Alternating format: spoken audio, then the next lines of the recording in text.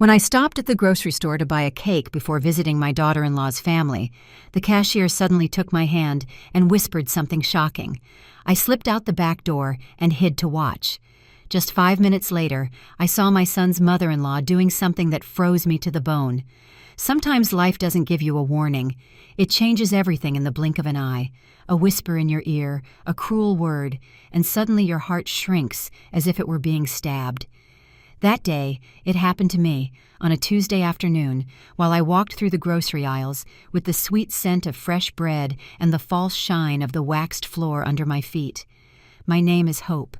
I am 67 years old, my hands are calloused from working since I was 14, and my heart still beats strong despite the scars.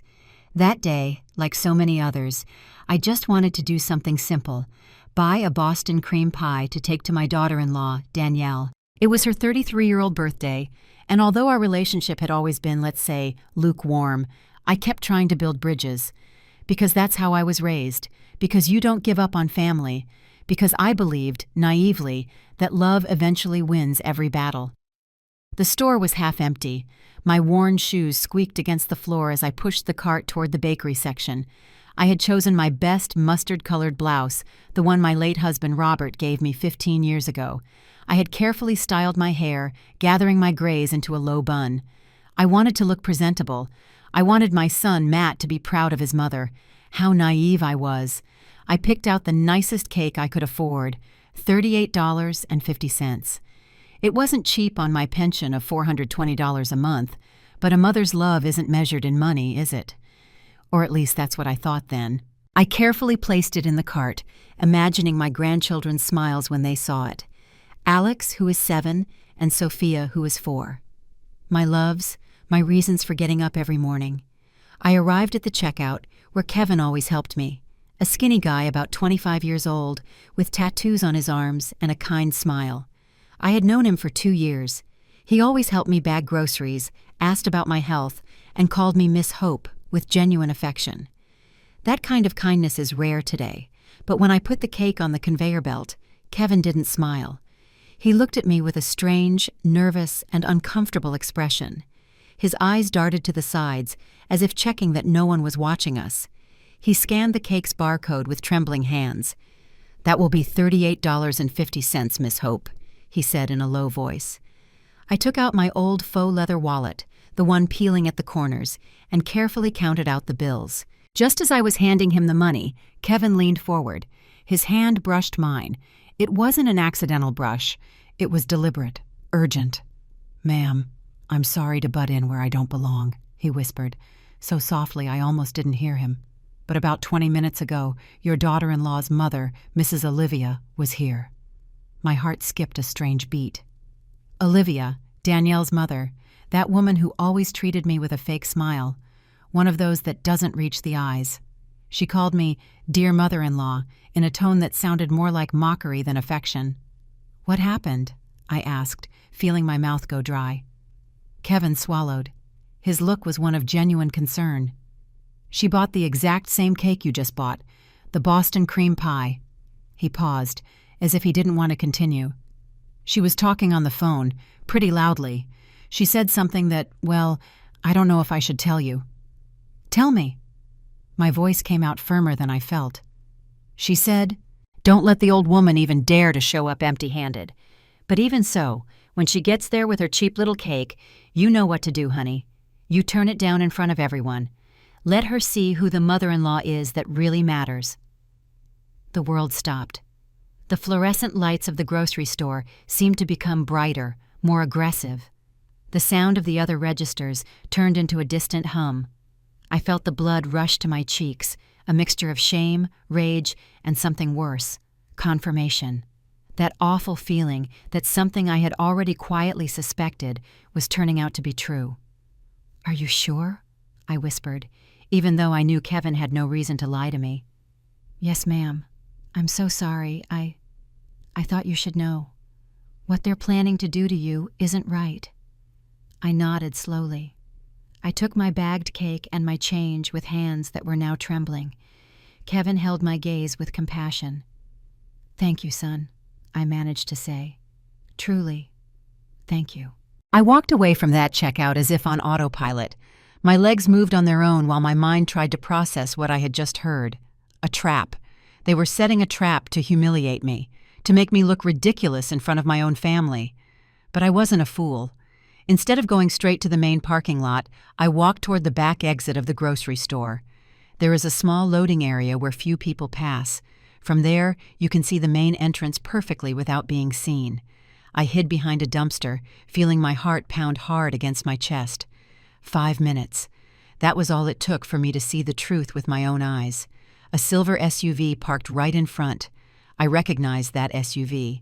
Olivia got out of the driver's seat with huge sunglasses, high heels, and a coral-colored dress that screamed, "Look at me." She opened the trunk and started taking out bags. Lots of bags. From expensive boutiques. And in the middle of all of them, a cake identical to mine. But that wasn't the worst part. She took out her phone and dialed a number. She put it on speaker. I heard Danielle's voice on the other end. "Are you getting close, Mom?" "Almost, my love. I have everything ready. The fancy cake, the presents for the kids, everything. When your mother-in-law arrives with her trash from the supermarket, you remember the plan, right?" Danielle laughed. A high-pitched, cruel laugh. "Of course, Mom. I'll turn it down in front of everyone. I'll say we already ate yours. I need Matt to clearly see who the mother-in-law is that's right for us, the one with money and class." "Exactly, honey. We're almost done getting that meddling old woman out of our lives. Give it a couple more months, and Matt will cut ties with her all by himself." "Totally. We already got everything we could out of her. That fool has nothing more to offer." The words hit me like punches to the stomach. Every syllable was broken glass digging into my skin. I stayed paralyzed behind that dumpster, clutching my bag with the cake against my chest, as if it were a shield. Tears wanted to come out, but I didn't let them. Not yet, because in that moment, something broke inside me, but something also ignited. Olivia hung up the phone, arranged all her bags, and walked into the supermarket swaying her hips as if she were on a runway. I stayed there, hidden like a thief in my own life, watching how my family planned to destroy me. And it was at that precise moment that I knew nothing would ever be the same. Because it's one thing to suspect they don't love you.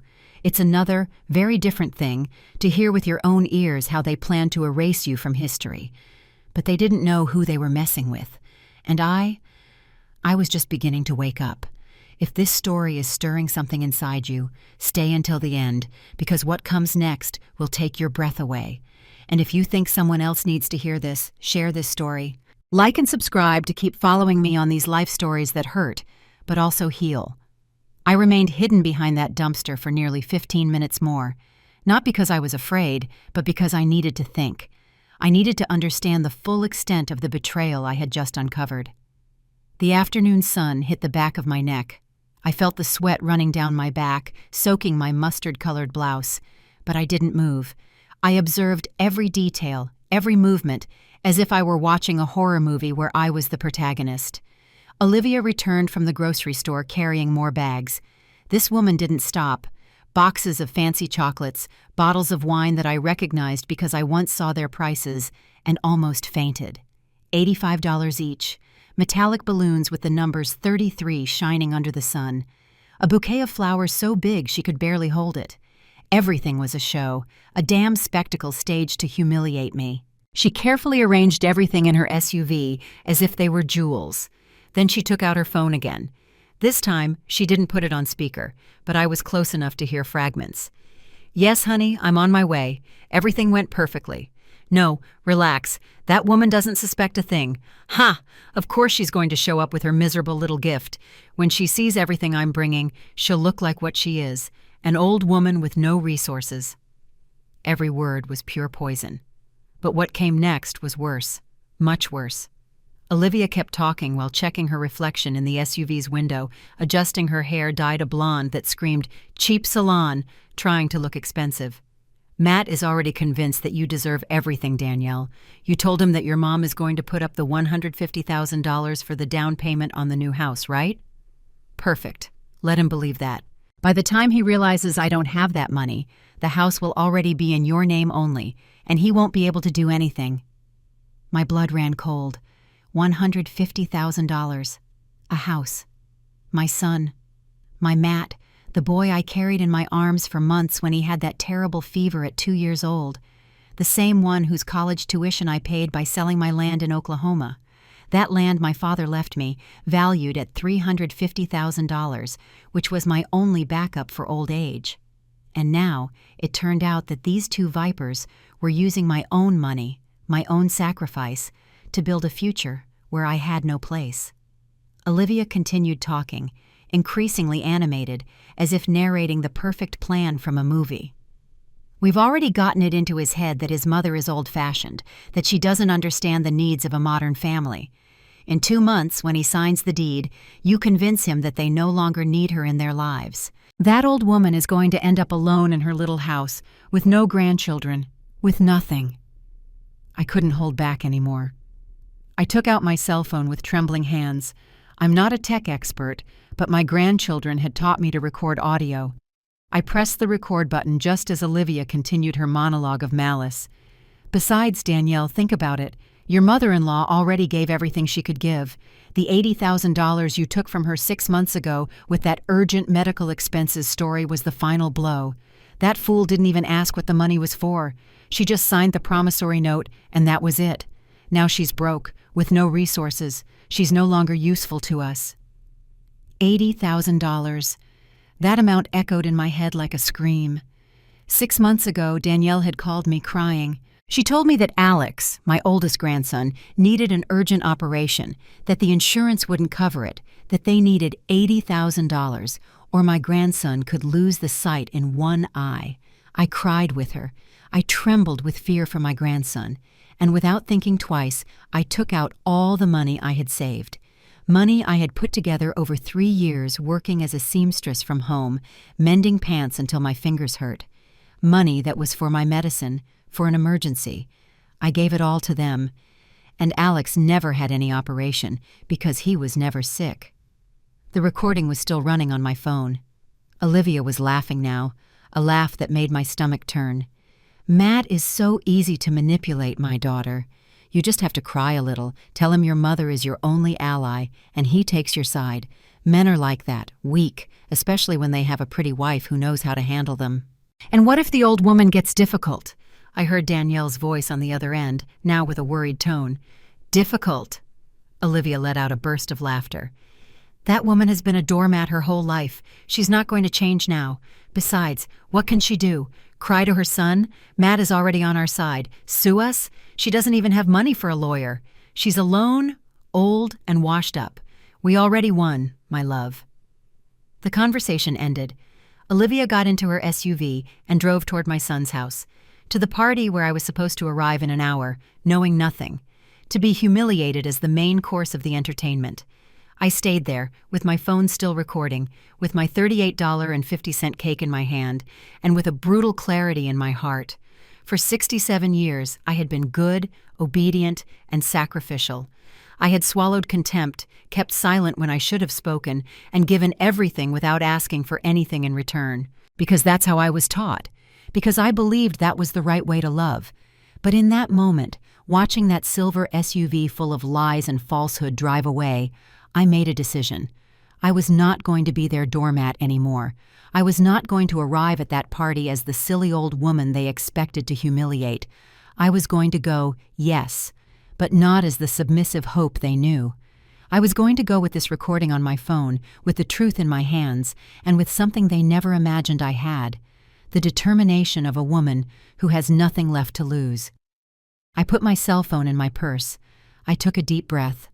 I looked at the cake I had bought with so much love, and for a moment I thought about throwing it in the trash, but I didn't. I carefully put it in my old car, because that cake was proof of my genuine love, and maybe, just maybe, at the end of this story, it would serve to remind me who I really was. I started the engine.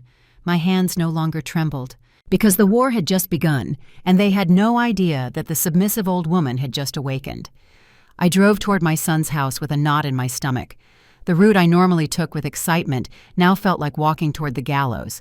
But this time was different. This time I knew exactly what awaited me. I decided to arrive late on purpose. 30 minutes late. I wanted Olivia to feel safe, confident, and victorious. I wanted to see how far they were capable of going with their rehearsed play. Because it's one thing to hear the plan, it's another thing altogether to see it executed with your own eyes. I parked my car 2 houses away. I needed a moment, just a moment to breathe, to mentally prepare for what was coming. I looked at my reflection in the rearview mirror, my brown eyes, tired but now alert. My dark skin marked by time and the sun. The wrinkles around my mouth that used to embarrass me now looked like war medals. I reapplied the peach-colored lipstick I had put on so carefully that morning. I adjusted my bun, smoothed my mustard blouse, and took the Boston cream pie with the same delicacy with which one holds their dignity, firm but aware of how fragile it can be. Matt and Danielle's house was in a nice gated community in Phoenix, nothing ostentatious but decent. I had helped with $45,000 for the down payment when they bought it 3 years ago. Another loan that was never repaid. Another piece of my life I gave without a second thought. I rang the doorbell. I heard laughter inside, voices, music. The door opened, and there was Matt, my son. 35 years old, tall like his father, with those eyes that used to look at me with adoration as a child. Now they looked at me with discomfort, annoyance. "Mom," he said without smiling, "you're late." "Sorry, son. There was traffic." I lied, keeping my voice calm. He didn't hug me. He used to always hug me. Now he just stepped aside to let me pass, like someone letting in a salesman they didn't ask for. I walked into the house, and the atmosphere hit me like a cold slap. Everything was decorated with pink and gold balloons. There was a table full of food, professional catering that must have cost a fortune. And in the center, like the centerpiece of an altar, was Olivia's cake. 3 tiers, decorated with edible flowers and gold letters that said, "Happy birthday, Danielle." My $38.50 cake looked like a child's toy next to that $120 masterpiece. "Dear mother-in-law," Danielle's voice rang out from the living room. She came out in a coral dress that perfectly matched her mother's. Coincidence, I'm sure. She greeted me with 2 air kisses, the kind that don't touch the skin. "It's good that you came. We thought you weren't going to make it." Her tone was sweet, too sweet, like poisoned honey. "I wouldn't miss it for anything," I replied, holding out the cake. "I brought you this. I know you like Boston cream pie." Danielle looked at the cake as if I were offering her trash. Her smile froze for a second. Then she looked toward the table where her mother's cake reigned supreme. "Oh, dear mother-in-law, it's just that—" She made a perfectly rehearsed dramatic pause. "My mom already brought a cake. In fact, we already cut it and ate a piece. Right, my love?" Matt nodded from the couch without even looking me in the eye. "Yeah, Mom, we already had cake." The lie was so obvious it hurt. Olivia's cake was untouched, without a single slice. The candles weren't even lit yet. But there they were, waiting for me to swallow the humiliation in silence. At that moment, Olivia appeared from the kitchen like the main star of the show. She wore heels that made her look taller, long earrings that sparkled with every movement, and that shark smile I already knew so well. "Honey," she said, using that false term of familiarity. "Oh, what a shame you're late. We already finished the main celebration. But don't worry, there's still food and cake," Danielle added, pointing to the 3-tiered tower. "My mom went all out. She ordered it from the best French bakery in Phoenix. It cost $120, but, well, I don't hold back for my daughter." The emphasis on my daughter was deliberate, as if I wasn't anyone's mother, as if my relationship with Matt meant nothing.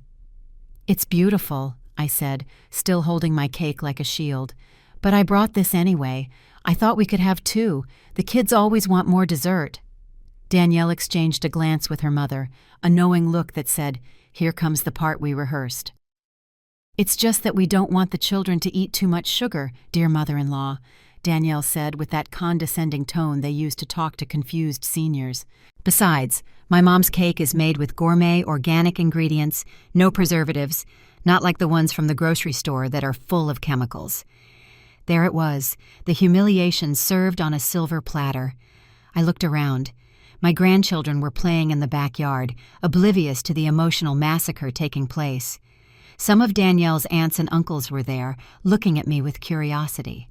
There was the next-door neighbor, Teresa, who had always been kind to me. Everyone was a witness to my supposed shame. "I understand," I said, keeping my voice steady. "Where do you want me to put it?" "Oh, just leave it there in the kitchen," Danielle replied with a vague gesture, as if pointing to the trash can. "We'll see what we do with it later." I walked toward the kitchen. No one followed me. No one offered help.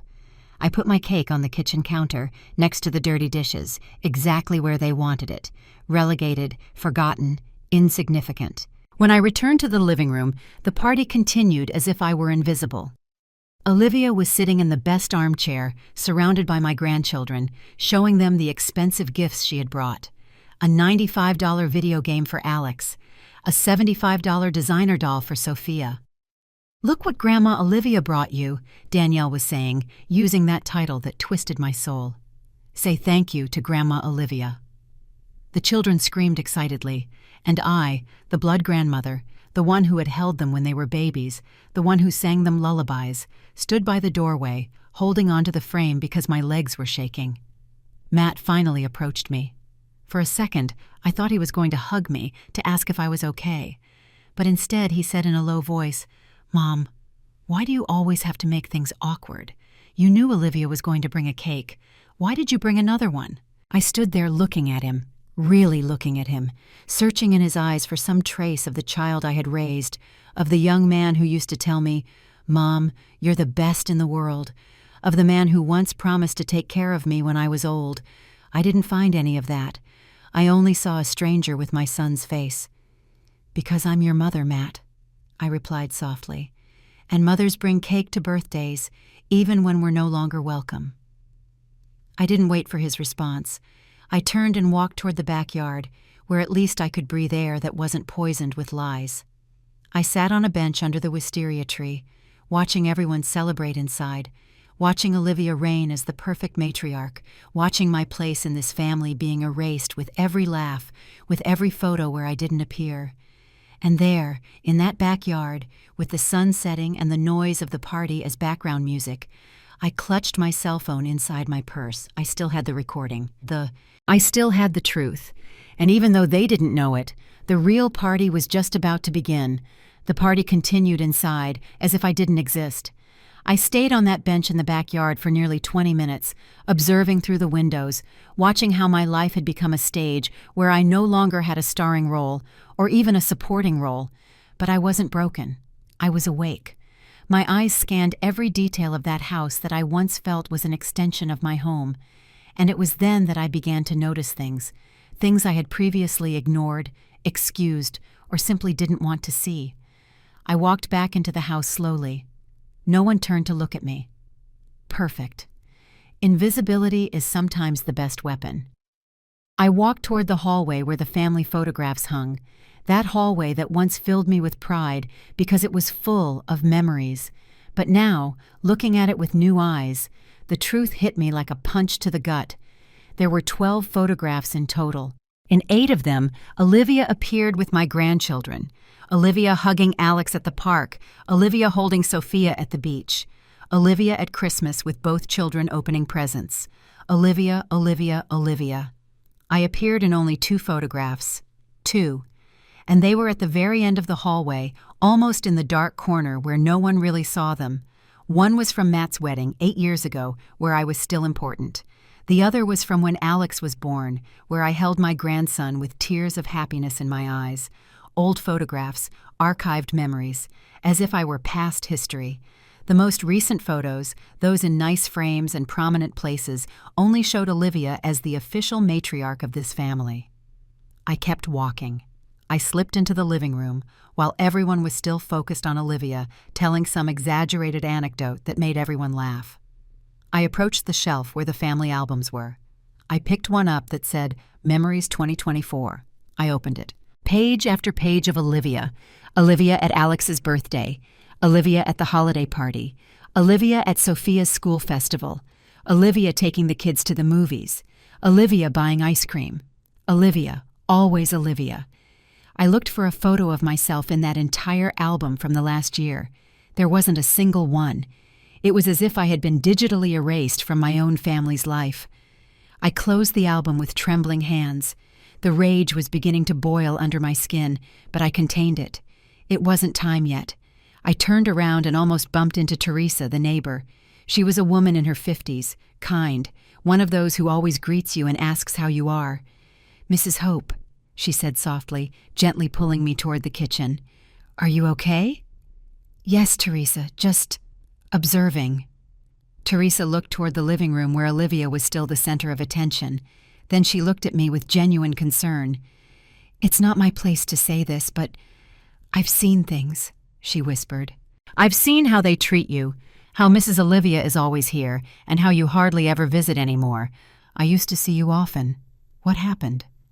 Her words opened a floodgate I had kept closed out of dignity. "I was erased, Teresa, little by little, so slowly that I didn't even realize it until today." Teresa squeezed my hand with compassion.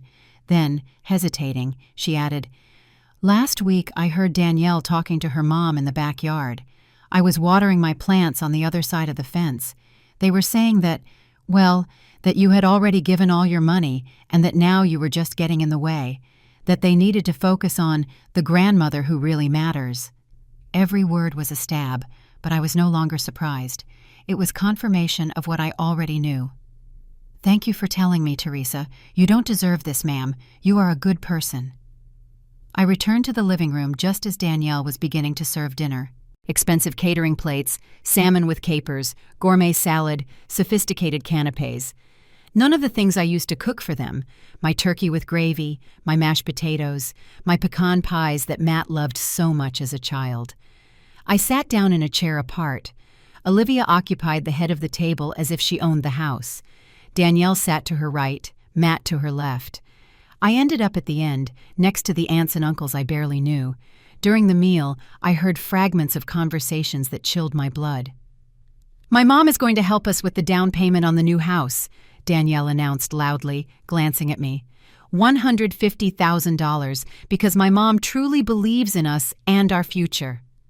Everyone congratulated Olivia.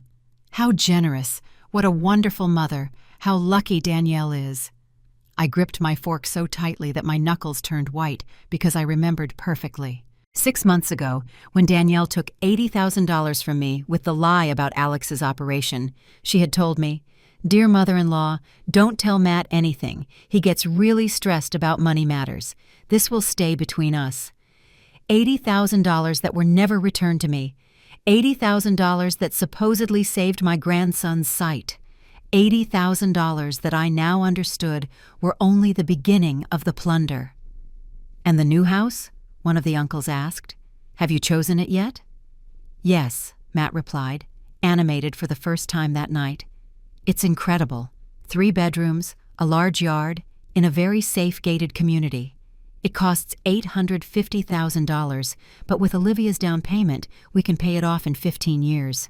"And your mom?" the uncle asked, looking at me. "Is she helping with anything too?" The silence that followed was deafening. Matt cleared his throat awkwardly. Danielle looked at her plate. Olivia smiled like a cat that caught the mouse. "My mom doesn't have a lot of resources anymore," Matt finally said, as if he were talking about a stranger. "She helped enough in the past. Now we have to rely on who can really support us." The words pierced me like bullets. She helped enough in the past. As if the $350,000 from my land in Oklahoma, which I sold to pay for his college, didn't count. As if the $45,000 for the down payment on this house, where they now despised me, didn't matter. As if the $80,000 from 6 months ago were just forgettable crumbs. "Besides," Danielle added, with that tone of sweet poison, "the new house is going to be in my name only to protect the children's assets. My mom advised me to do it that way. For legal security, right, Mommy?" Olivia nodded with an air of expertise. "Exactly, honey. In these times, you have to be smart. The house in the wife's name protects the investment." I looked at Matt, my son, my blood, waiting for him to say something, to protest, to defend his own rights, even just a little. He didn't say anything. He just nodded like an obedient dog. And in that moment, I understood something devastating. My son was not a victim of manipulation. He was an accomplice. Maybe Olivia had controlled him at first, but now he consciously chose to leave me out. He chose to believe them. He chose to hurt me. The meal ended. Olivia's cake was brought out to applause. They sang happy birthday. Danielle blew out the candles while everyone took photos. I didn't appear in any because no one called me to be in the frame. When they cut the cake, Olivia personally served the slices. To every guest, to the children, to Matt, to Danielle. She never offered me any. I stayed seated in my corner chair, watching everyone enjoy that $120 cake while my Boston cream pie remained abandoned in the kitchen like trash no one wanted to touch. And there, in the middle of that party where I was less than a ghost, I made the final decision. I had seen enough. I had confirmed the complete pattern. Erase me from the photos. Erase me from memory. Erase me from the present and the future, all while squeezing every last dollar I had out of me. But what they didn't know is that ghosts sometimes come back, and when they do, they bring all the buried truths with them. The party began to disperse around 9 o'clock that night. The aunts and uncles said their goodbyes. The children were already yawning, tired after so much sugar and excitement. I was still there, sitting in my corner chair, waiting, observing, like a wounded animal that still has the strength to defend itself. "Mom, it's late," Matt said without looking directly at me. "Shouldn't you be leaving now? It's a long drive back to your house." Translation: Go away. You've fulfilled your obligation to show up, and we don't need you here anymore. "Let me help clean up first," I replied, standing up. "It's not necessary," Danielle quickly intervened. "My mom is going to stay and help me. You rest, dear mother-in-law. You did enough just by coming." As if my presence were a favor I did for them, not a right as a grandmother and mother. "All right," I said in a calm voice. "Let me go to the restroom before I leave." I walked toward the restroom in the hallway, the one next to the kitchen. But I didn't go in. I stayed hidden in the corner, right where the wall makes an angle that makes you invisible if you position yourself well. A skill I learned as a child in a house full of siblings. How to make yourself small, how to listen without being seen. And what I heard in the next 10 minutes changed everything. Danielle and Olivia walked into the kitchen. I heard the sound of dishes clattering, the faucet water running, and then their voices lowered, but not enough. "Did you see her face when you turned down her cake?" Olivia's voice sounded amused, almost euphoric. She was about to cry. I almost felt bad for her. Well, not that bad. Danielle laughed, a sharp laugh that drove splinters into my chest. "You did it perfectly, Mom, just like we rehearsed. Matt didn't even defend her. He's completely on our side now." "Of course he is, honey. Did you see how we announced the new house thing? That old woman wanted to die when you said it was going to be in your name only." I took my cell phone out of my purse. My hands were shaking, but I managed to open the recorder app. I pressed the red button. The recording began, capturing every venomous word. "Do you think she suspects anything?" Danielle asked, now with a more nervous tone. "Her? Please. She's dumber than I thought. We took $80,000 from her 6 months ago with the story about Alex's operation, and she didn't even ask to see medical bills. She signed the promissory note and that was it. A real idiot." I felt bile rising in my throat, but I forced myself to stay still, to keep recording. "The problem is that there's no more money to take from her," Olivia continued. "I already checked. Her pension is $420 a month, peanuts, and she already sold the land in Oklahoma years ago for Matt's college. She has no property, no savings. We've squeezed her dry." "So why keep pretending we like her?" Danielle asked. "Exactly, my love. That's why the plan is perfect. In 2 months, when Matt signs the deed for the new house, you convince him that they need space, that his mother is toxic, that she's stressing them out, that the children don't need that negative influence from a bitter old woman. And what if she gets difficult? She won't get difficult, because she's a coward. She's spent her whole life swallowing contempt and humiliation. Why would she change now? Besides, without money, she has no power, and without Matt, she has no access to the grandchildren. She'll be left alone in her little house, looking out the window as life goes on without her." The silence that followed was even crueler than the words, as if they were savoring the victory. "The only thing that worries me," Danielle said after a moment, "is Matt feeling guilty. You know how he is. Sometimes he gets sentimental about his mom." "Oh, honey, that's what you're for. Whenever he gets sentimental, you cry. Tell him his mom makes you feel bad, that she compares you, that she criticizes you. Men hate seeing their wives cry. They will always choose the wife over the mother. Always." "And what about the $150,000 for the down payment?" Danielle's voice sounded worried. "Mom, you know we don't have that money. Your business is—" "Shh," Olivia interrupted her abruptly. "Don't talk about that here. No one can know that my business is bankrupt. No one can know that I owe $280,000 on credit cards. No one." My heart was beating so hard I feared they could hear it. "But Danielle, listen to me carefully," Olivia continued, now with a serious voice. "By the time Matt finds out I don't have the $150,000, the house will already be in your name, only in your name. He won't be able to do anything. And if he gets angry, well, you threaten him with divorce, with taking the children away from him. Men are weak, honey. They are easily controlled when children are involved. I'm just afraid everything will go wrong." "It won't go wrong because we hold all the cards. Matt is already convinced that his mother is a burden. He already signed the $80,000 promissory note as guarantor without even reading it. He already agreed for the house to be in your name only. We practically did all the work. All that's missing is the final blow, getting her completely out of our lives." "And what if she tries to fight back? What if she goes to Matt and tells him things?" Olivia let out a laugh that made my stomach turn. "Tell him what? That she overheard us talking? We'll say she's senile, that she's making things up out of jealousy, that she's trying to separate her own son's marriage because she's a bitter, controlling old woman. Who is Matt going to believe? His young, pretty wife or his old, resentful mother?" "You're right." Danielle sounded calmer now. "Besides, she has never been one to fight. She always swallows everything. She always forgives. It's her doormat nature. That's why we win, my love. Because she is weak, and we are strong. Because she believes in love and family, and we believe in money and power.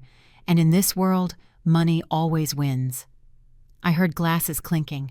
They were toasting, celebrating my destruction as if it were a sporting victory. "To us," Olivia said. "To us," Danielle repeated, "and to getting rid of that meddling old woman once and for all." They laughed, both of them. Their laughter echoed in that kitchen like crows cawing over a corpse.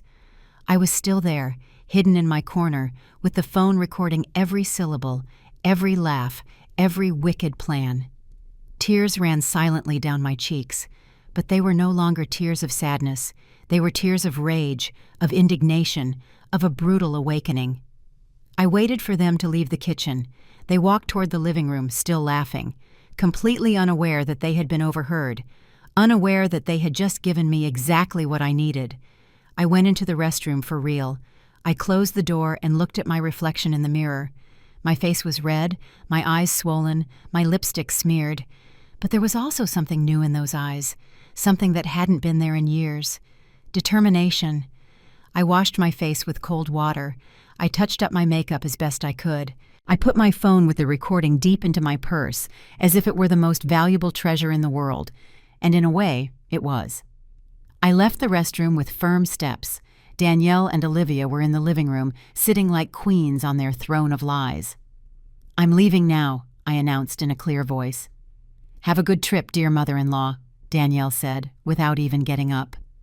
Matt appeared to see me off at the door. For a moment, just a moment, I thought about telling him everything right there, about screaming the truth at him, about showing him the recording.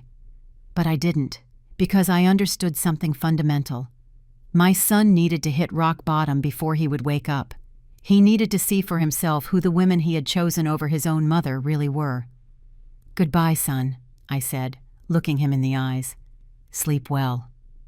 I walked to my car under the starry night of Phoenix. The fresh air hit my face, and for the first time in hours, I could breathe deeply. I started the engine. I looked at the house in the rearview mirror.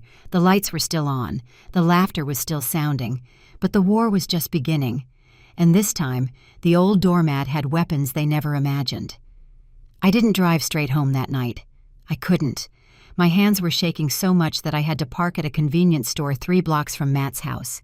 I turned off the engine, and there, alone in the darkness of my old car, I let out everything I had been holding in for hours.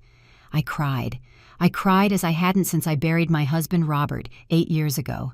I cried for the humiliation, for the betrayal, for the stabbing pain of knowing that the people I loved most considered me disposable trash. But above all, I cried for my son, because I can understand Olivia's cruelty. She is a stranger, a woman who owes me nothing, who only seeks her own benefit. I can even understand Danielle's calculating coldness. She never really loved me. I was always just an obstacle in her way. But Matt is my blood, my creation, the baby who slept in my arms for entire nights when he cried from colic, the child I defended when others bullied him at school, the young man I supported when everyone said studying architecture was a waste of time. How did we get here? At what point did I lose my son? I dried my tears with an old napkin I found in the glove compartment. I took 3 deep breaths, as Robert taught me when anxiety hit, and I made a decision. Before planning my next move, I needed to try one last time. I needed to talk to Matt alone. I needed to know if there was anything left of the child I raised, or if I had lost him forever. The next day, Wednesday morning, I called his cell phone. He answered on the 4th ring. "Mom?" His voice sounded annoyed, as if I had interrupted him. "What's wrong?" "Matt, I need to talk to you. Alone. Can we meet today?" There was a long silence. Too long. "I'm busy, Mom. I have meetings all day. It's important, son. Please, just 1 hour." I heard an exaggerated sigh on the other end. "All right. At 2 o'clock at the cafe on the corner near my office, but only 1 hour because I have things to do." Matt would have canceled anything to see me before. Now he gave me an hour as if I were an annoying client. I arrived at the cafe 15 minutes early. I ordered an Americano that cost $4.50 and which I barely touched. My hands wouldn't stop shaking. I mentally rehearsed what I was going to tell him. How was I going to start? How was I going to make him understand without sounding like a bitter mother? Matt arrived right on time. At least there was that. He was wearing a gray suit that I had helped him buy 2 years ago when he got his current manager position. He looked tired, eyes swollen, posture hunched. He sat across from me without hugging me, without smiling. "What did you want to talk about?" he asked directly, checking his watch as if he was already counting the minutes until he could leave. "Us, Matt. What's happening between us?" "Nothing's happening, Mom. I'm just busy. I have a family to support, responsibilities." "You had a mother, too," I interrupted softly. "Oh, don't start that again." Matt clenched his jaw. He looked away toward the window. "Drama? Does it seem like drama to you that I was humiliated yesterday at your wife's party? That they rejected my cake in front of everyone? That they treated me as if I didn't matter?" "Mom, there was already cake. You didn't need to bring another one." "And let me know beforehand? Tell me not to bring it?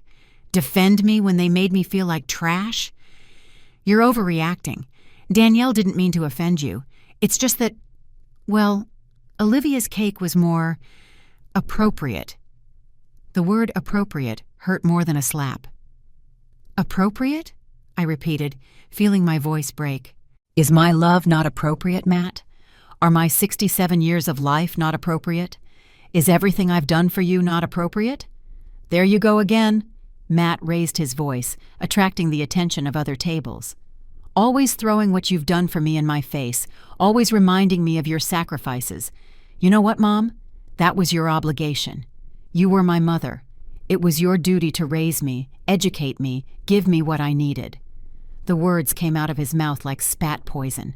I stood paralyzed, looking at him, searching his face for some indication that he didn't mean it, that he was just being cruel because of stress.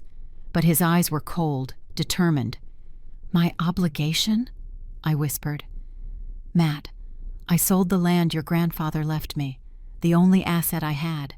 $350,000 that were my security for old age. I used them to pay for your college because you wanted to be an architect, and the degree was expensive. Was that my obligation?" "Yes," he replied without hesitation. "Parents should give their children an education. That doesn't make you special." I felt something break inside my chest. something that could never be repaired. I gave you $45,000 for the down payment on your house, I continued, my voice now trembling. I worked double shifts for months to put that money together. And I thanked you at the time. What more do you want? A medal? For me to be eternally grateful? I want you to respect me, I finally burst out, hitting the table with the palm of my hand. I want you to treat me like your mother, not an annoying stranger. I want you to see that Olivia and Danielle are manipulating you. Matt laughed, a dry, humorless laugh. Manipulating me? Mom, please. Olivia is helping us with $150,000 for the new house.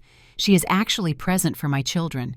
She actually understands the needs of a modern family. Not like you, who still lives in the past believing that homemade biscuits and gravy and unconditional love are enough for everything. Every word was a knife digging deeper. Matt! My voice completely broke. 6 months ago, I gave you $80,000. Danielle told me Alex needed an urgent operation, that he would lose the sight in one eye. I signed a promissory note. I gave you all my savings. Do you remember that?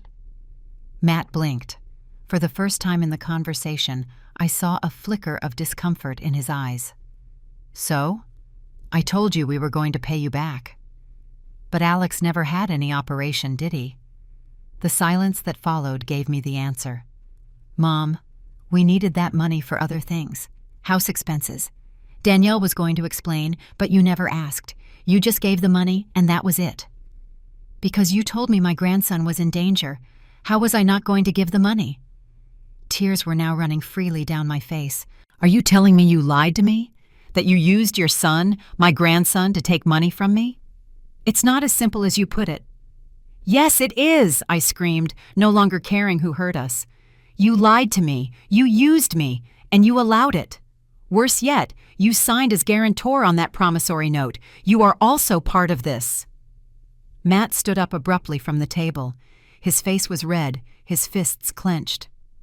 You know what your problem is, Mom? You don't understand that you're not the priority in my life anymore. My priority is Danielle, my children, my future. I'm not 8 years old anymore, hanging onto your skirts. I grew up, I have my own obligations, and frankly, I'm tired of you making me feel guilty for living my life.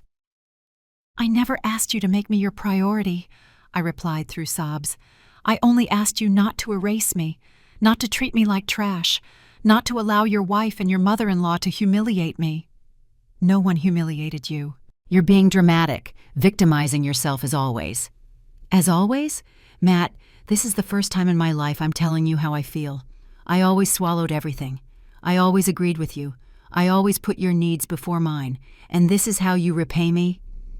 Matt grabbed his jacket from the back of the chair. This conversation is pointless. You're having an emotional moment and can't think clearly. We'll talk when you calm down. I am perfectly calm, I lied, violently wiping away my tears. And I am seeing clearly for the first time in years. I see that I lost my son, that the child I raised, that I loved with all my being, no longer exists. God, Mom, you are so dramatic. He started walking toward the exit. Matt, wait. I called him one last time. Do you remember when you were 9 years old and broke your arm? I slept in the hospital for 3 nights in an uncomfortable chair. I never left your side. Do you remember when your dad died and you were 27? I held you while you cried like a child. I told you everything was going to be okay. Do you remember all of that?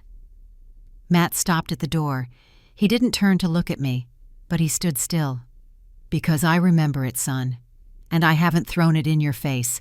I'm reminding you because that is true love. That love that asks for nothing in return. That love that I now realize you don't feel for me. He turned around then, and in his eyes, I saw something that shattered me. Indifference. There wasn't even anger anymore. Just a cold, calculated distance. Goodbye, Mom. Let me know when you stop being so dramatic. And he left. I stayed there sitting, in that noisy cafe, crying over my cold coffee that I never drank. People looked at me with curiosity or pity. I didn't care, because I had just lost my son. Not to death, not to an accident. I lost him to something worse. to his own decision to abandon me. I paid the $4.50 for the coffee and left with trembling legs. I got into my car and drove to my small house in the Queens neighborhood, the house where Matt grew up, where his room was still intact with his soccer trophies and diplomas. I went in and threw myself onto my bed. I hugged my pillow and screamed. I screamed out all the pain, all the rage, all the helplessness of a mother who is no longer loved. I cried until I ran out of tears, and when I had nothing left to cry for, something changed inside me, because the deepest pain is sometimes the door to the fiercest strength, and I had just crossed that point of no return. I spent 2 days locked in my house without answering calls, not because I was destroyed, not anymore. I was doing something I should have done a long time ago, investigating, because the pain had clouded my vision for years, but now I saw with brutal clarity. And when a 67-year-old woman decides to stop being a fool, she becomes dangerous. I had the recordings. That was already pure gold. But I needed more. I needed to fully understand the chessboard where they had turned me into a pawn. I needed to know exactly who Olivia was, what she had, what she owed, and what her real game was. On Friday morning, I called my niece, Patty. She works in a major bank in Dallas in the credit department. She is a discreet, intelligent woman, one of those who knows how to get information without making noise. Aunt Hope, it's great to hear your voice. How are you? I need a favor, Patty, and I need it to be just between us. There was a pause. Patty knew that tone, the tone when something serious was happening. Tell me, Aunt, what do you need? Information about a person. Olivia Mendez Cardona. She lives in the Lakewood neighborhood. She has a cosmetics business called Divine Beauty. Is what you're asking legal? She asked cautiously. I just need to know if she has debts, if her business is active, public information that anyone could get, but I don't know how to do it. Patty sighed. Give me 2 days. I don't promise anything, but I'll see what I can find. While I waited, I did my own research. I looked on social media. Olivia had a very active Facebook profile where she boasted about her successful business. Photos with expensive products, trips to beaches, luxury restaurants. Everything very nice, too nice to be true. But when I looked deeper, I found inconsistencies. The travel photos were recycled from previous years. The new products she sold appeared in cheap liquidation groups. Her silver SUV, which she showed off as being new, had license plates from 2018. Everything was smoke, a carefully constructed facade to appear to be what she was not. On Sunday afternoon, Patty called me. Her voice sounded serious. Aunt, are you sitting down? Yes, honey. Tell me. Olivia Mendez has serious financial problems. I found 5 maxed-out credit cards. The total debt is $284,000. Her business, Divine Beauty, ceased operations 8 months ago due to non-payment to the supplier. She has 2 pending lawsuits from customers who paid for products she never delivered. And her SUV is about to be repossessed because she owes 6 months of payments. Every word was a puzzle piece fitting perfectly. And the $150,000 she's supposedly going to give for the down payment on my son's house? Aunt, that woman doesn't have $150,000. She barely has enough to eat. She lives on appearances and what she can take from her daughter. She's a professional scammer. Can you send me all that in writing? Any official document? I'm going to send you screenshots of the credit report. It's not officially official, but it shows the debts. Use it carefully. Thank you, Patty. You have no idea how much I appreciate it. Aunt, be careful. That woman sounds dangerous. Don't worry, honey. I can be dangerous too when necessary. That same afternoon, I received the screenshots. Olivia Mendez Cardona, $284,000 in debt, bankrupt business, pending legal lawsuits. She was a financial time bomb disguised as a successful businesswoman, but I needed more. I needed to fully understand what was happening with Matt's new house, that $850,000 house they were supposedly going to buy with Olivia's support. I called Matt. He answered after 5 rings. What do you want, Mom? His voice was cold. I just want to know how the new house thing is going. I'm happy for you. There was silence, distrust. Why the sudden interest? Because I'm your mother, Matt. Even if you don't value it, I still worry about your future." He sighed. "It's going well. We already reserved the lot. In 2 weeks, we'll sign the deed. Olivia's going to give the down payment, and we'll cover the rest with a mortgage." "And whose name will the deed be in?" "Danielle's. We already told you at the party. It's to protect the children's assets. Did you review the papers, son? Do you know exactly what you're signing?" "Mom, please don't start with your paranoia. Danielle is handling all that. She's more organized than I am." "Matt, I just ask you to read carefully before signing, to get your own copy of the documents, to not sign anything without fully understanding it." "Enough, Mom. I'm tired of your insinuations. Danielle is my wife. I trust her. Period." "All right, son. Just take care." He hung up without saying goodbye. But the call confirmed what I needed to know. Matt was going to sign documents he hadn't read. He was going to put the house completely in Danielle's name, without any legal protection for himself. And he was doing it trusting a $150,000 down payment that would never materialize. It was a perfect trap, and my son was walking straight into it with his eyes blindfolded. I didn't sleep that night. I reviewed every detail, every piece of information I had collected, and it was then that I found something else, something that chilled my blood. Reviewing old emails that Matt had forwarded to me months ago about house procedures, I found the notary's name, Mr. Robert Salinas, Esquire. I looked him up online and discovered something disturbing. He had been sanctioned twice for irregularities in deeds. Nothing legally serious, but enough to raise suspicion. Was it a coincidence that Danielle had specifically chosen that notary? I called the office pretending to be Danielle. "Good morning. This is Mrs. Danielle Mendez. I want to confirm the appointment for the signing of the deed for the house in the Los Naranjos gated community." "Ah, yes, Mrs. Mendez. We have your appointment scheduled for Friday the 29th at 10 o'clock in the morning. Any changes?" "No, just confirming that the documents are as we agreed. Everything in my name only, right?" "That's right, ma'am. Your husband signs as a witness and co-debtor of the mortgage, but the property is registered 100% in your name, just as you requested." "Perfect. We'll be there." I hung up with trembling hands. Matt was going to sign as co-debtor. He was going to pay the mortgage for 15 years, but the house would never be his. And if something happened with the marriage, he would lose everything and still owe the money to the bank. It was robbery, pure and simple. But there was something else I needed to investigate. The $80,000 promissory note I signed 6 months ago. What had really happened with that money? I searched through my old papers until I found the copy of the document. I had signed it so quickly, so desperate to help my supposedly sick grandson, that I had barely read it. But now, looking at it calmly, I noticed something. The promissory note said, "personal loan," but it didn't specify what for. And Matt had signed as guarantor. If they didn't pay me, I could sue legally, and if I did, Matt would be jointly responsible for the debt. I kept that information as a card up my sleeve. On Monday morning, I went to the bank where I have my savings account. I spoke with the manager, Mr. Ramirez, a man in his 50s who had always treated me well. "Mrs. Hope, how can I help you?" "I need to know if I can legally claim a loan I gave. I have a signed promissory note." "How long has it been since the payment deadline expired?" 6 months. "Then yes, you can initiate a legal process. Do you have a copy of the document?" "Yes. I recommend you consult with a lawyer, but that promissory note is a valid legal document. You can collect it through civil court."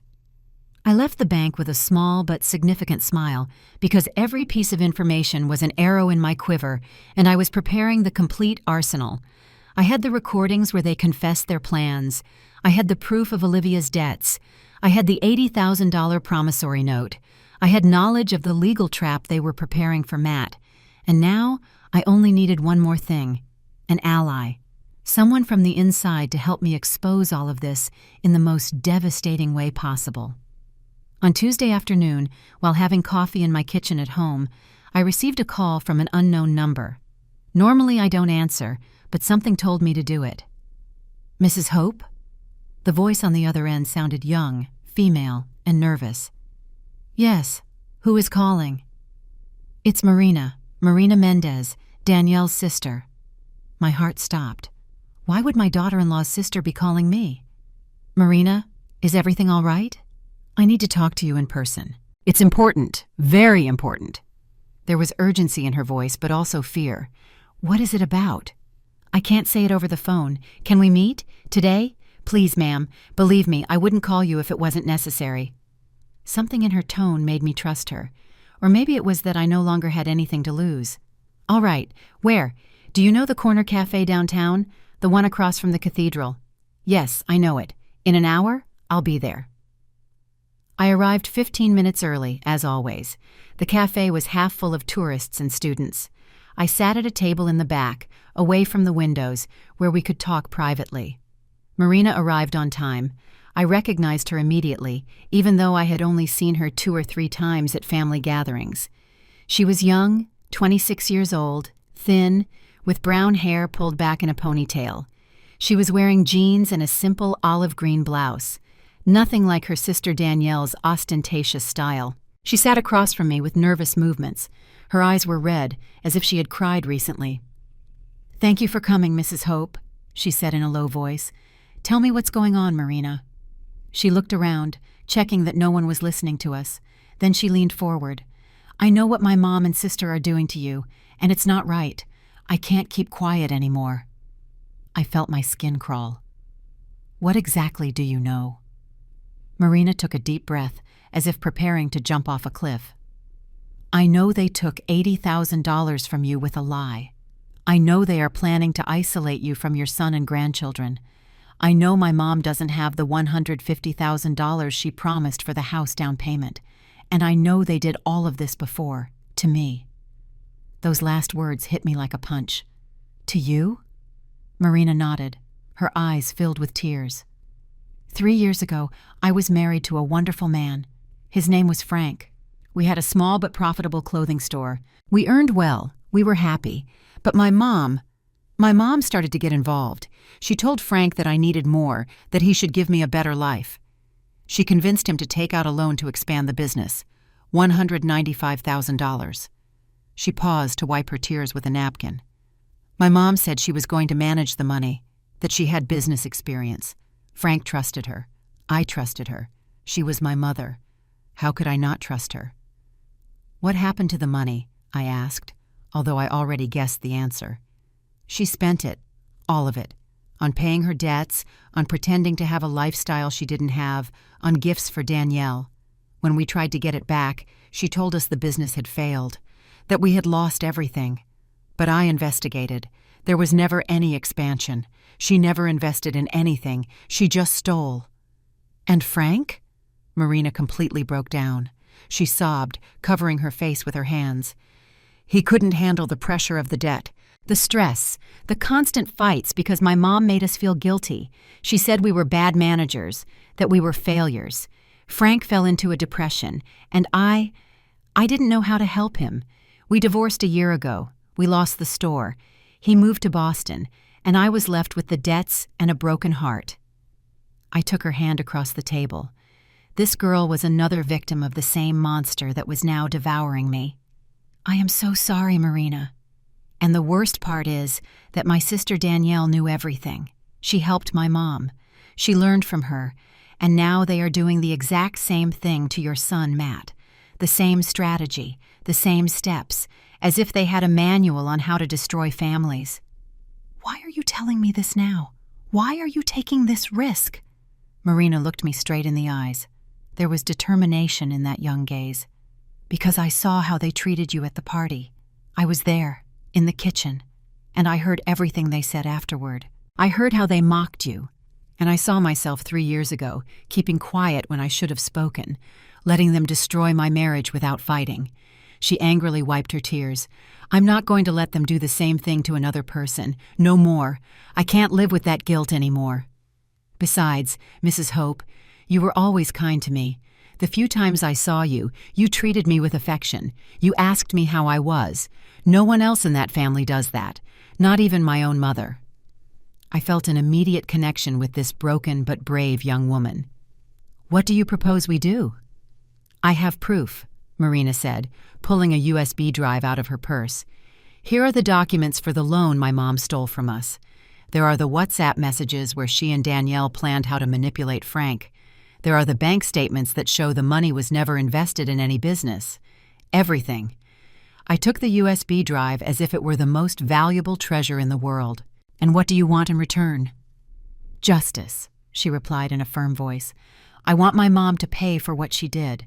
I want Danielle to understand that she can't keep hurting people without consequences, and I want to help you save your son before it's too late. Marina, if you do this, your family is going to hate you. Your mom, your sister are going to turn against you. She smiled sadly. Mrs. Hope, they already hate me. They just disguise it with false smiles and empty hugs. They stopped being my family the day they decided to steal from me and destroy my marriage. I have nothing left to lose. But you do have something to save, your relationship with your son. We remained silent for a moment. Two women hurt by the same family. Two different generations united by pain. All right, I finally said. Let's work together, but I need you to be sure. What we are going to do has no turning back. I'm sure, she replied without hesitation. What do you have? I told her everything. The recordings from the grocery store and the kitchen, the proof of Olivia's debts that Patty had gotten for me, the $80,000 promissory note, the information about the fraudulent house deed. Marina's eyes grew wider as I spoke. This is enough to legally destroy them, she whispered. I don't just want to legally destroy them, I said in a firm voice. I want everyone to know the truth. I want Matt to see with his own eyes who these women really are. I want public justice. Marina nodded slowly. Then we need a plan, and we need to execute it before they sign the house deed. When is it? This Friday, the 29th, in 4 days. Perfect. That gives us enough time. She took a notebook out of her purse, and we began to plan. We were there for 2 hours in that downtown Phoenix cafe, designing the downfall of Olivia and Danielle, every detail, every move, like two generals preparing the final battle. When we finished, Marina looked at me with a mixture of fear and hope. Do you think it will work? It's going to work, I replied with a confidence I didn't know I had, because this time the old doormats learned to bite. Marina smiled, a genuine smile, the first one I had seen from her all afternoon.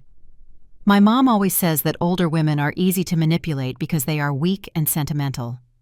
Well, your mom is about to learn that older women also know how to fight, and when we fight to win. We said goodbye with a long hug, a hug between allies, between warriors. As I drove back to my house, I felt something I hadn't felt in weeks. Hope. Not the naive hope that everything would magically fix itself, but the fierce hope of someone who knows she has the weapons to defend herself, because the war had been declared. And now we had an army. The next 3 days were a whirlwind of preparation. Marina and I met every afternoon at my house, reviewing every detail of the plan until it was perfect. We couldn't fail. We would only have one chance. On Thursday night, the day before the deed signing, I received a call from Danielle that took me by surprise. Dear mother-in-law, how are you? Her voice sounded sweet, suspiciously sweet. Fine, Danielle. Is something wrong? Nothing bad. On the contrary, tomorrow is my 33-year-old birthday, remember? Well, it was actually last week, but my mom wants to organize a bigger party, a family dinner this Saturday, with everyone, aunts, uncles, cousins, friends. She wants it to be special. I remained silent, processing. Why would she be inviting me after how they treated me? And you want me to go? Of course, dear mother-in-law, your family. Besides, my mom insists. She says families should be united. Will you come? It's at 2:00 in the afternoon at the house. The trap was obvious. They wanted me there to humiliate me in front of more people, to show everyone who was in charge of that family. But what they didn't know is that I also wanted to be there. I'll be there, Danielle. Thank you for inviting me. Perfect. And dear mother-in-law, you don't need to bring anything. My mom is taking care of everything. She hung up. Marina, who was sitting in my living room listening to the conversation, looked at me with bright eyes.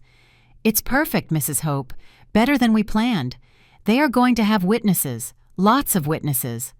Exactly what we need, I replied with a smile that was no longer that of a victim, but of a hunter. I barely slept that night. I went over the plan mentally again and again. Marina would borrow a small portable projector from a friend. I would bring my laptop with all the evidence organized in folders, the recordings, the documents, everything. On Saturday morning, I woke up with a knot in my stomach, but not from fear, from anticipation. I dressed carefully, a wine-colored pantsuit that made me look elegant but serious. I tied my hair back in a neat bun. I applied light makeup. I wanted to look strong, dignified, like the woman who was about to reclaim her life. At 1 o'clock in the afternoon, Marina arrived at my house. She carried the projector in a discreet backpack. "Ready?" she asked. "Ready," I replied, grabbing my laptop. We arrived at Matt's house at 2 o'clock sharp. The driveway was full of cars.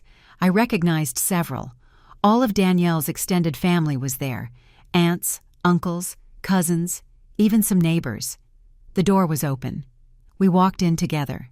The house was decorated with balloons and streamers, a huge table full of expensive food, country music playing. It was a celebration worthy of a queen. Olivia was the first to see us. Her smile froze when she saw Marina with me. "Marina? What are you doing here?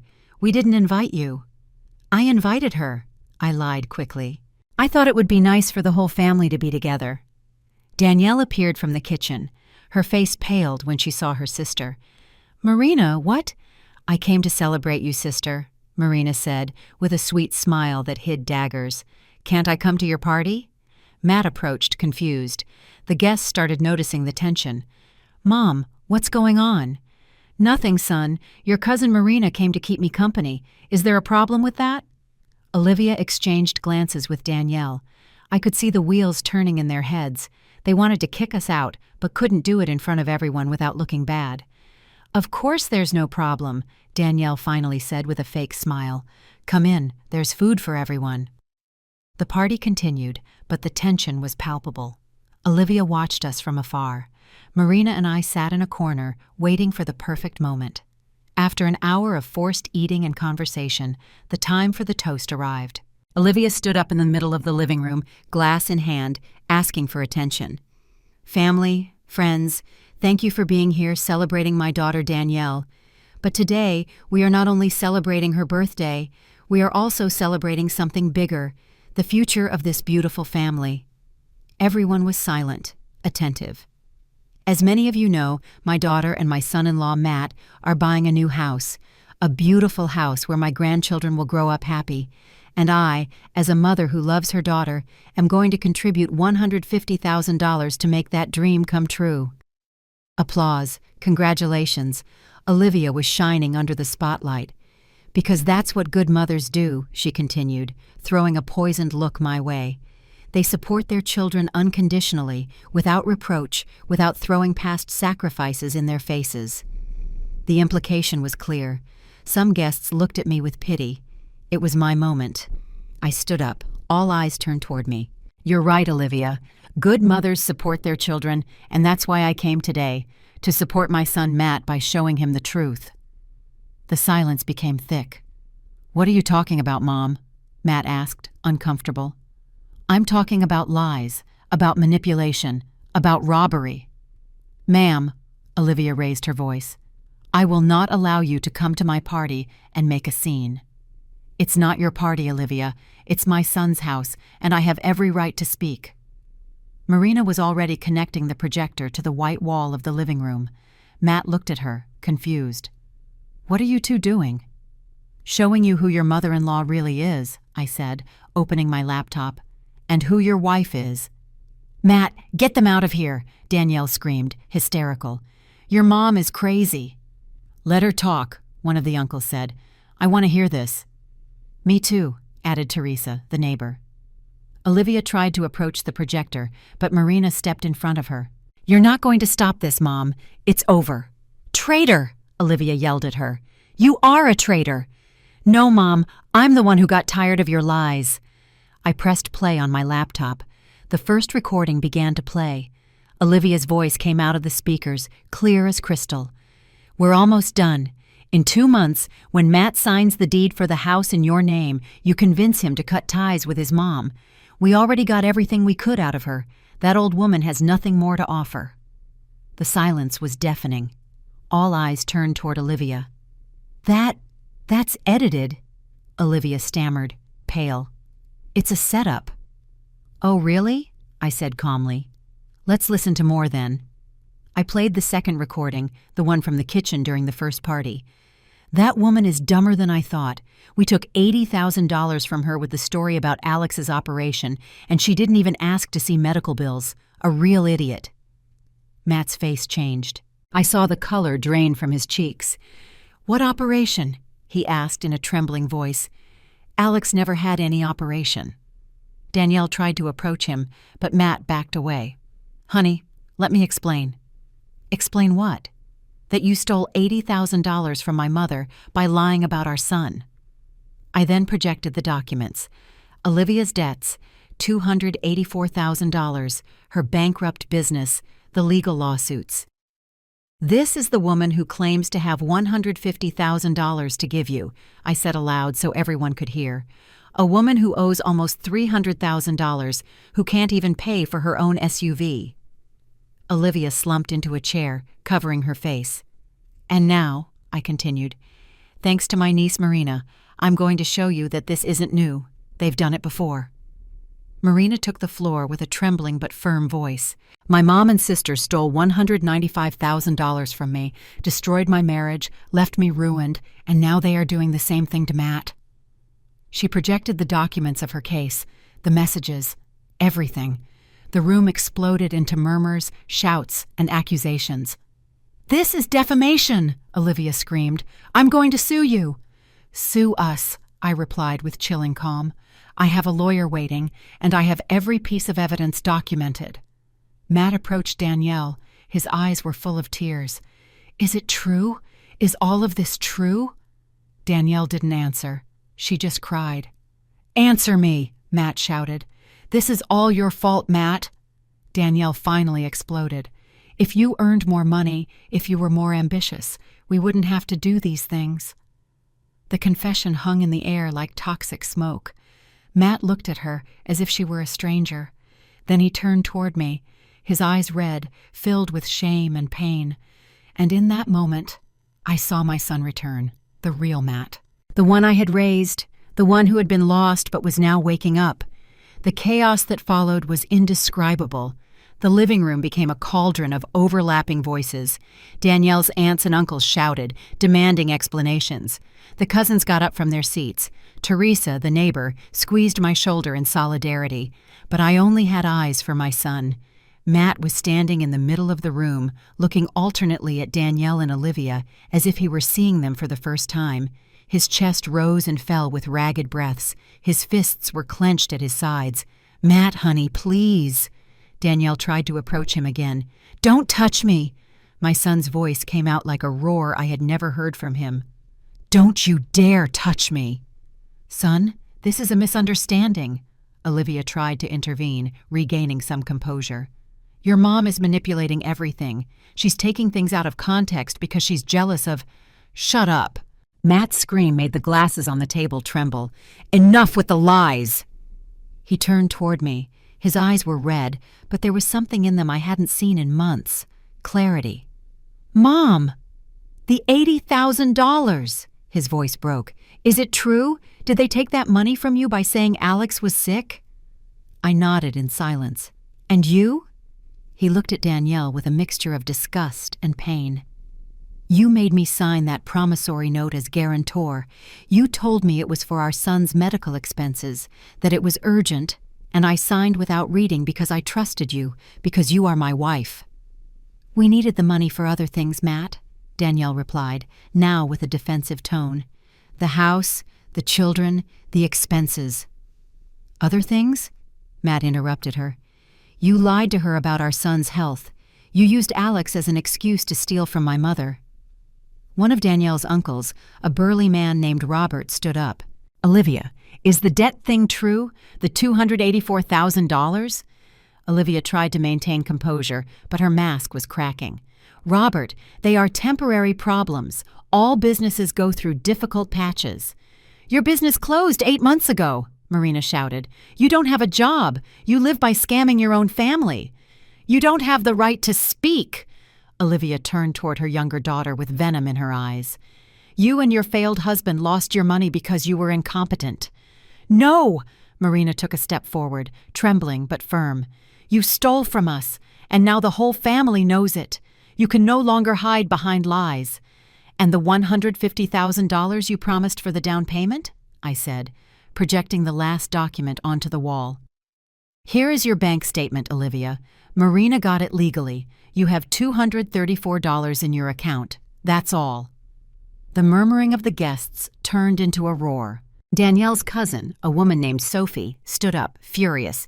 Olivia, did you lie to me too? You borrowed $1,500 from me 2 months ago, saying it was for urgent medical treatment.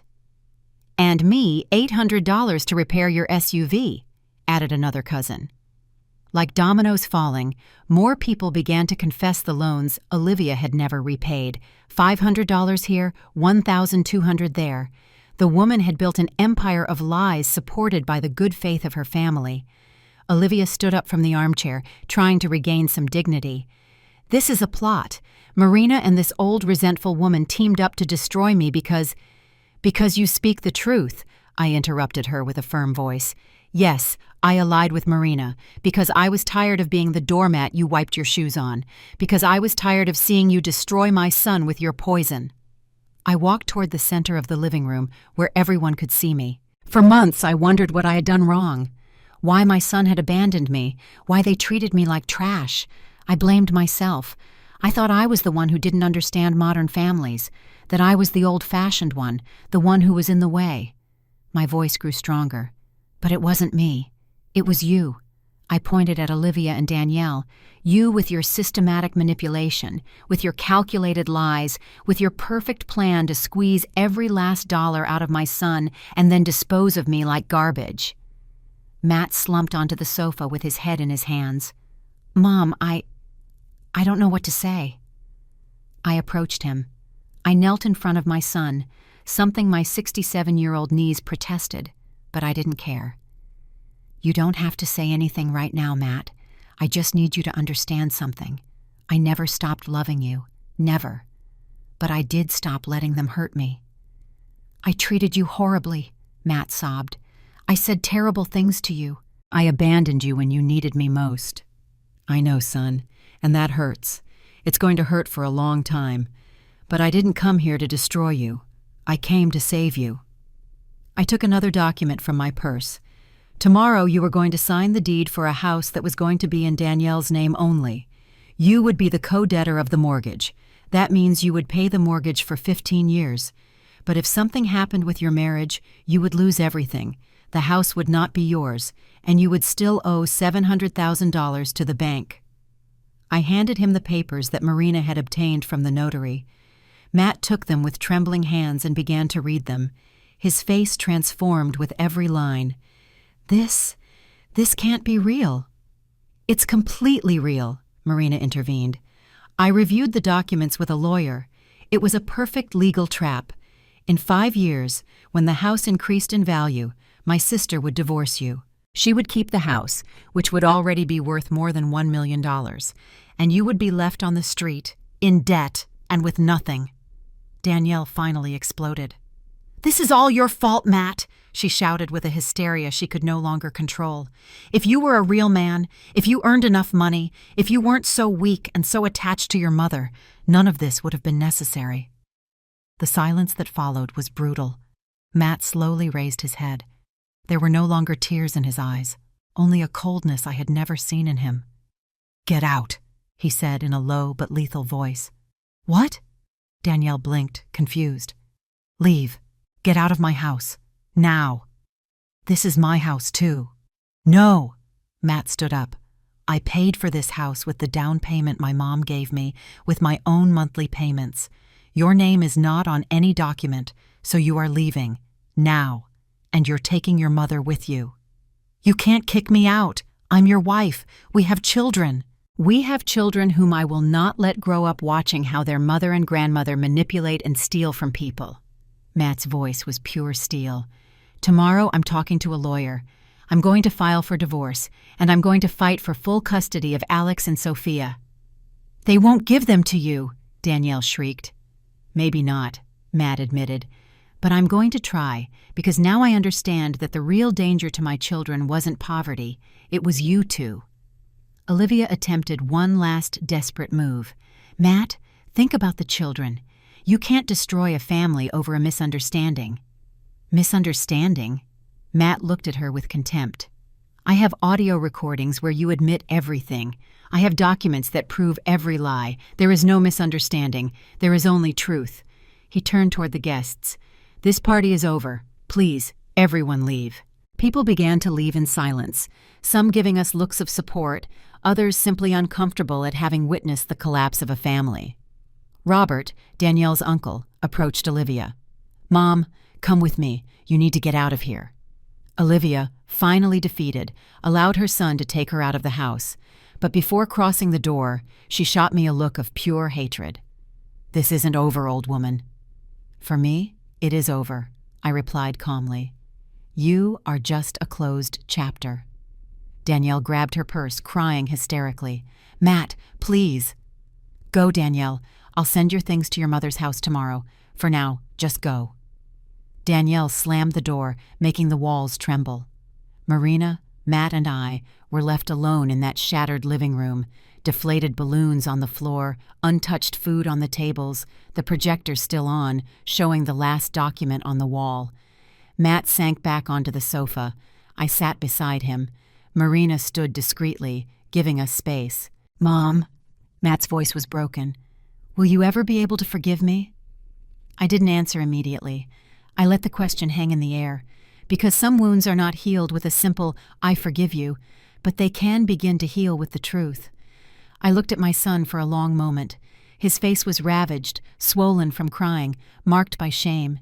He seemed to have aged 10 years in a single afternoon, and for the first time in months, I saw the child I had raised again, vulnerable, broken, but finally awake.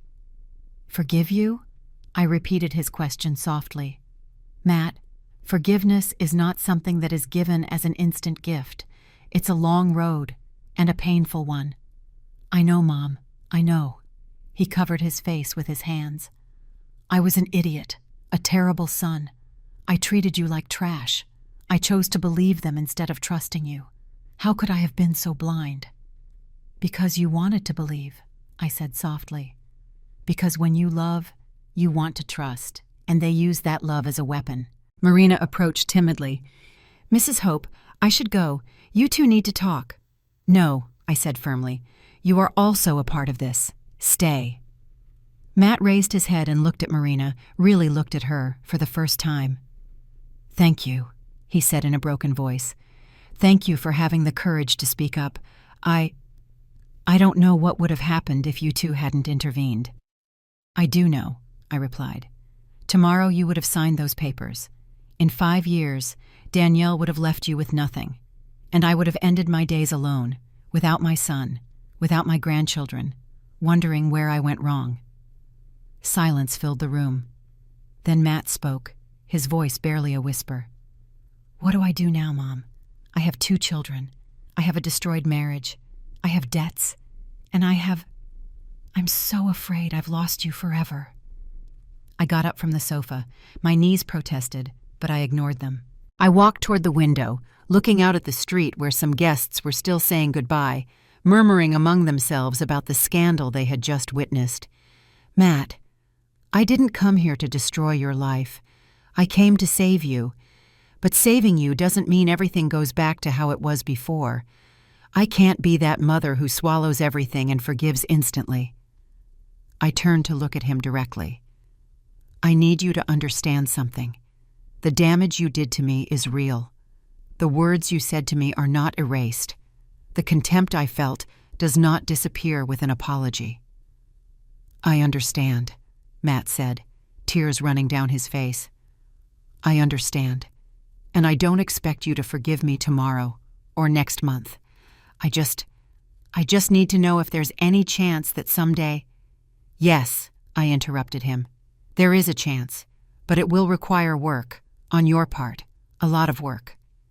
Whatever it takes, Mom, whatever it takes. I took another envelope from my purse, the last document I had prepared. This is the $80,000 promissory note. You signed as guarantor. Legally, I can sue you and collect it with interest. It would be $95,000. Matt paled, but nodded. You have every right. I will pay you. I don't know how, but I will pay you every cent. I don't want your money, Matt. What? I want something more valuable. I want you to go to therapy. Just you, without Danielle. I want you to learn to see how they manipulated you. I want you to work on yourself. And I want you, when you are ready, to look for me. Not because you feel obligated, but because you truly understood the damage you caused. I handed him the promissory note. When you do all that, when you have truly changed, we will tear up this paper together. But until then, I'm withdrawing. Not from your life completely, but from this circus. Mom, listen to me carefully. My voice became firmer. I will continue to be Alex and Sophia's grandmother. I will come to see them when you allow me to. But our mother-son relationship needs to be rebuilt from scratch, with respect, with boundaries, with honesty. Matt stood up and walked toward me. For a moment, I thought he was going to hug me, but he stopped about 3 feet away. And the money? The $95,000. I need to pay you back somehow. There is a way, I said, taking out another document. This is a civil lawsuit against Danielle and Olivia for fraud and scamming. Marina and I prepared it with a lawyer. If you testify in our favor, if you tell everything you know, we can win. And the money we recover, we will split. Me, Marina, and you. Me? They scammed you too, Matt. You are also a victim, although you were also an accomplice. Marina intervened then. The lawyer says we could recover up to $400,000 if we add up all the fraudulent loans my mom took out. It won't be easy. It will take months, maybe a year, but it is possible. Matt looked at the document. Then he looked at me. I'll do it. I'll testify. I'll tell them everything. They deserve it. Good. I put the papers away. Then the chapter of Hope the Fool ends here, and the chapter of Hope the Respected begins. And us? Matt asked in a trembling voice. You and me? We start over, slowly, with respect, like two people who need to learn to trust again. I finally approached him. I placed my hand on his cheek, feeling the warm tears under my palm. I love you, Matt. I never stopped loving you for a single day. But I also love myself now, and that means I won't let them hurt me again. I promise I won't, Mom. Don't promise me, I said softly. Show me, with actions, with time, with real changes. We hugged then, a long, silent hug, full of pain and hope at the same time. Marina discreetly wiped her tears from her corner. When we separated, Matt asked, And what happens now? Now I'm going home, I said, taking my purse. You are going to stay here. You are going to process all of this. And you are going to start making decisions like the adult man you are. Marina has the lawyer's contact information. Tomorrow you cancel that deed signing. You call a family lawyer to start the divorce. And you start therapy. Can I call you? Yes, but not every day. Give me space, Matt. I need to heal too. I walked toward the door. Marina followed me. Before leaving, I turned around one last time. Oh, and Matt, the children, Alex and Sophia, don't fill their heads with hatred toward their mother. They are not to blame for any of this. When you are able to talk about Danielle without bitterness, then you will know that you have truly healed. And what if I can't? What if the resentment is too great? That's why you're going to therapy, I replied with a sad smile. To learn that forgiving is not forgetting. It's letting go of the poison so it doesn't kill you from the inside. I left that house with Marina by my side. The fresh evening air hit my face, and for the first time in months, I breathed deeply without feeling that crushing weight on my chest. Marina hugged me in the parking lot. We did it, she whispered. We did it, I repeated. But now comes the hard part, rebuilding. Do you think Matt will change? I don't know, Marina. Honestly, I don't know. But I gave him the opportunity. The rest is up to him. And you? What are you going to do now? I smiled, a genuine smile that I hadn't felt on my face in a long time. I'm going to live, to reclaim my life, to stop being just Matt's mom, or Danielle's mother-in-law. I'm going to be Hope Ramirez, a 67-year-old woman who still has a lot to give to the world." "I like that," Marina said. "And us? Will we keep in touch?" "Of course. Warriors who fight together stay together." We said goodbye with another hug. Marina left in her car, and I left in mine. As I drove back to my little house in Queens, I thought about everything that had happened. How a simple trip to the grocery store had uncovered a whole hell of lies. I thought about Kevin, the cashier who had the courage to whisper the truth to me. I mentally thanked him. I thought about Patty, my niece at the bank, who risked her job to get me information.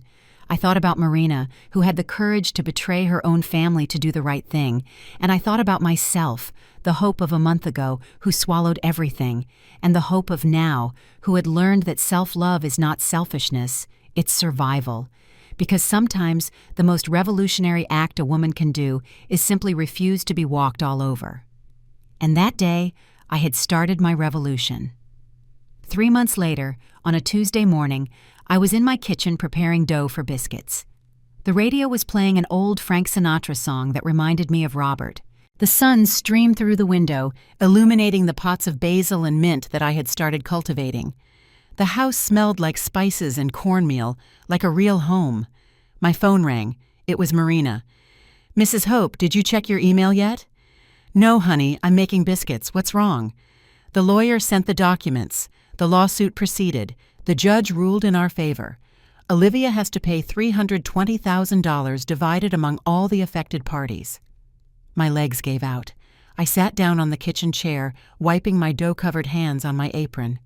"Are you sure?" "Completely.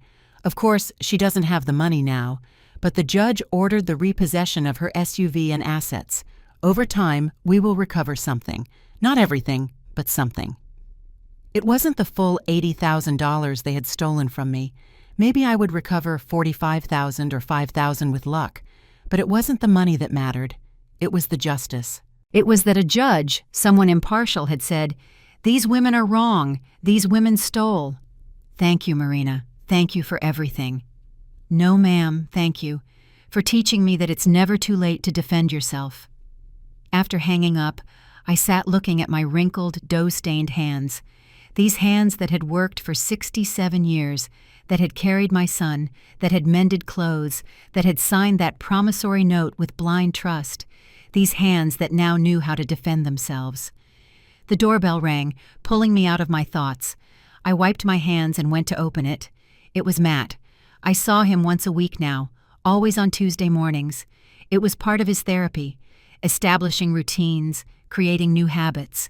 He looked different, thinner, with deep circles under his eyes, but also with something in his eyes that he didn't have before. Awareness. "Hi, Mom," he said with a shy smile. "Come in, son. I'm making biscuits." We went into the kitchen. Matt sat in the same chair where he used to do his homework as a child. He watched me work the dough in silence for a moment. "How are things going?" I asked without looking at him, focused on my hands. "Better. The divorce is almost final. Danielle didn't fight for custody in the end. I think she realized there was no point.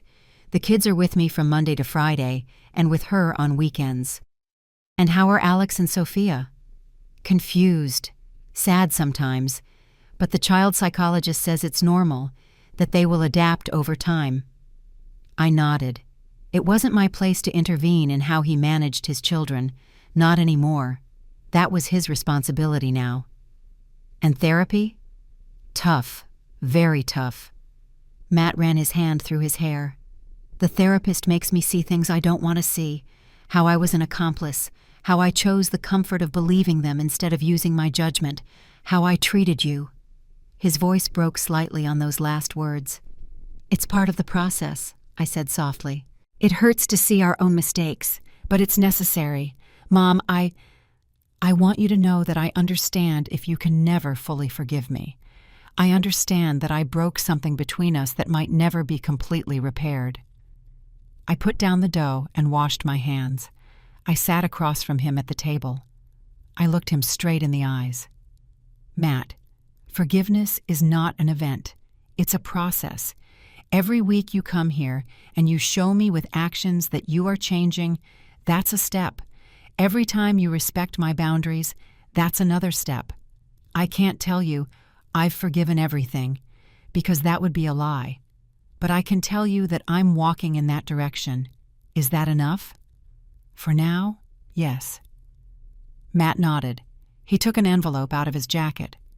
I brought you something. I opened the envelope. Inside, there was a check for $1,200. What is this? It's the first payment of the $95,000 I owe you. I know you said you didn't want the money, but I do want to pay you back. I can't change the past, but I can honor my debts. I'm going to pay you $200 every month until I complete the entire amount, with interest. I looked at the check. Then I looked at him, and I saw something that filled me with hope. A man taking responsibility. Thank you, Matt. There's something else, he continued. I sold some furniture that Danielle left behind, expensive things that her mom had given her. With that money, I opened a savings account for you. It's $800, so you have a backup. Tears stung my eyes, but I didn't let them fall. You didn't have to do that. Yes, I did, because for years you were my backup, and I left you alone when you needed me most. I can never fully make up for that, but I can try. We remained in silence, a comfortable silence, not like before, tense and full of unsaid things, but a silence of two people who are learning to be together again. The children want to see you, Matt said after a moment. They ask about you, especially Sophia. She says she misses your stories. And do you want me to see them? Yes, but only when you are ready. I won't pressure you. Next Saturday, I decided. Bring them next Saturday. We'll make biscuits together. Alex always liked helping me with the dough. The smile that lit up Matt's face reminded me of the child he had been. Really? Really? But Matt, listen to me. My grandchildren are my grandchildren. I will not allow anyone, neither you nor Danielle, to use them as weapons. I am going to see them because I love them, not because it's an obligation for you or a prize for me. Understood, Mom. Matt stayed for another hour. He helped me wrap the biscuits, something he hadn't done since he was a teenager. His hands were clumsy. He kept breaking the corn husks, but he laughed at himself, and I laughed with him. When he left, I stayed in my kitchen surrounded by biscuits ready to bake. I looked around my small house, the walls that needed painting, the old but clean furniture, the photo of Robert in the living room, smiling at me from the past. This house wasn't big. It wasn't luxurious, but it was mine, my space, my peace. 2 days later, on a Thursday afternoon, Kevin from the grocery store called me. I had given him my number after everything that happened, thanking him for opening my eyes. Mrs. Hope, do you have plans this weekend? Why, son? Well, I'm trying to open a small business, take out food sales, and I remembered that you make incredible biscuits. I tried them once at a holiday party. Would you be interested in being my partner? I'll put up the small place I rented. You put up the recipe and the experience. I was speechless for a moment. A business? At my 67 years old?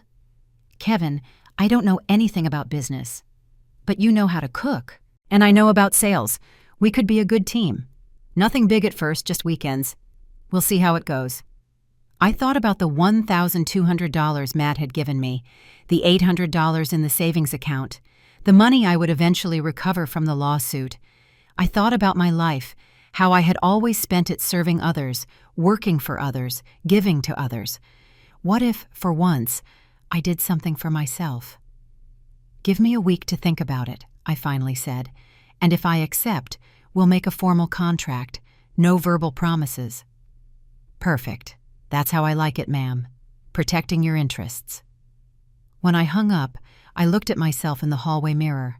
My reflection looked back at me, a 67-year-old woman with gray hair, with wrinkles, with visible and invisible scars, but also with bright eyes, with a straight back, with recovered dignity. Saturday arrived, and with it, my grandchildren. Alex ran in and hugged me. Sophia clung to my leg. Matt stood at the door, watching, with tears in his eyes. "Grandma!" Alex shouted. "Dad said we're going to make biscuits." "That's right, my love, and you are going to be my main helper." We spent the afternoon laughing, making dough, and telling stories. Matt stayed but kept his distance, letting me enjoy my grandchildren, respecting my space, learning. When they left, with bags full of biscuits, Sophia hugged me tightly. "I love you, Grandma. Don't leave again." "I won't leave, my darling. I'm staying now, but on my own terms." That night, alone in my house, I opened a new notebook.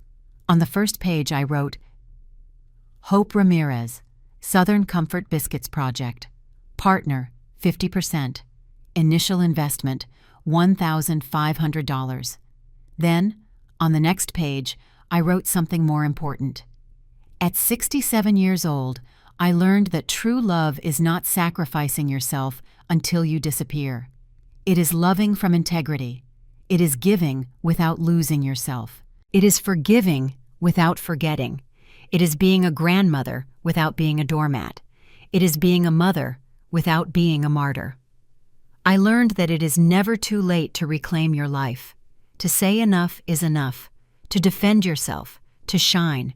And I learned that sometimes the whisper of a stranger in a grocery store can save your entire life.